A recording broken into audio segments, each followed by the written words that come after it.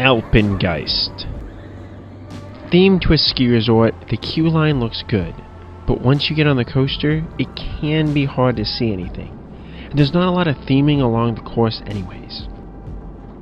That's okay, as this coaster is solid, even for someone who generally doesn't like B&M Inverts.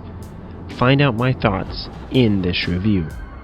Alpengeist is one of 32 B&M Invert coasters in the world, and one of 18 that are a custom layout, as many follow a traditional Batman the Ride layout, which has 12 installations in operation.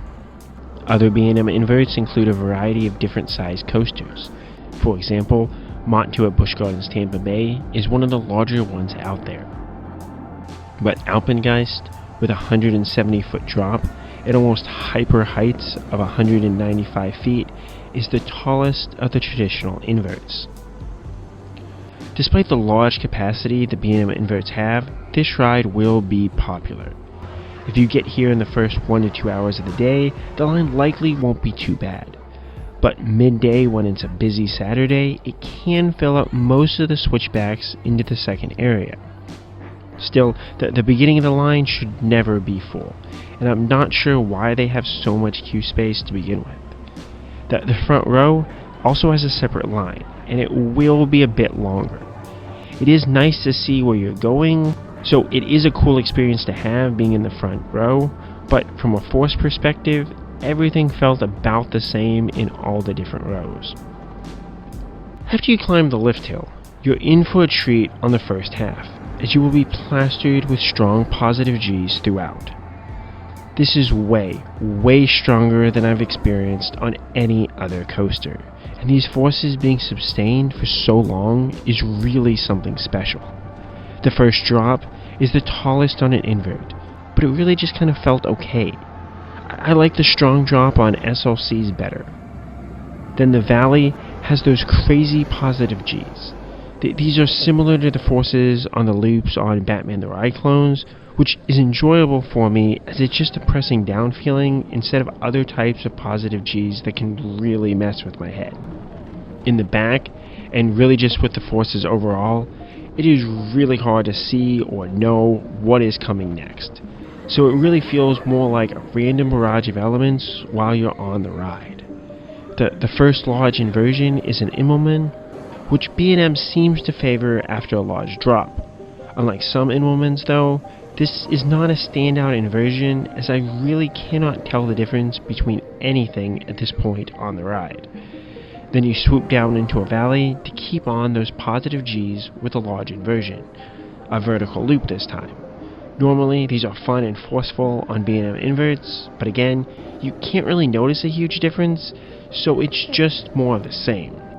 With a little bit of theming, you're plunged into a cobra roll that is surprisingly still crazy forceful. Normally these are rather neutral inversions for me, so I'm wishing that all cobra rolls played this strong and forcefully. There's a turn following this to give some final positive G's before a larger turn where you lose some speed going into the mid-course brakes. Even though you still have about half of the actual ride time left, the ride feels basically over at this point. You have a drop off the brake run, but this doesn't do a lot despite looking kinda decent. The 0G roll is taken a bit slowly, but this does really help on an inversion, at least for me, as it shouldn't be too whippy, but it's still nothing too special.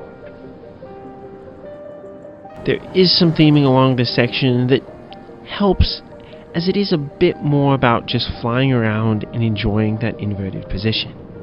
The corkscrew is taken with significantly less speed than normal on a B&M Invert, so it is less whippy than normal, as normally these can really mess with me.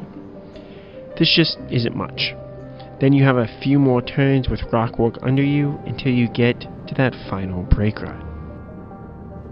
Overall, how good is Alpengeist? The first half with the sustained forces is crazy. Between being towards the back and or graying out, this part makes it really hard to see what's coming next and creates one of the most sustained moments of forces on any coaster. The second half lets off the gas a lot, but Given my general dislike of whippy B&M Invert elements, this isn't terrible, as at least it doesn't do anything wrong. I rank Alpengeist right above Professor Screamore's Skywinder.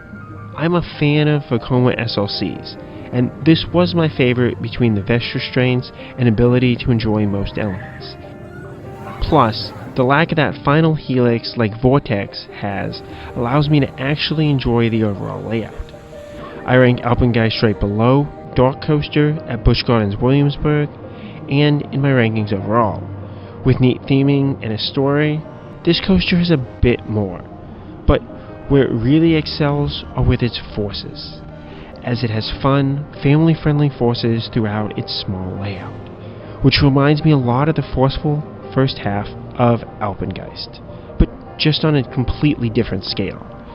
Since I prefer more universal forces over the strong ones of a B&M Invert, I prefer Dark Coaster, even if its line is miserable.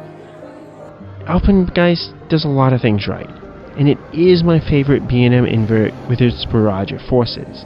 I just still can't love it as much as others will. What are your thoughts on Alpengeist? How great do you find its first half? Let me know, and as always, Kapkun Krap.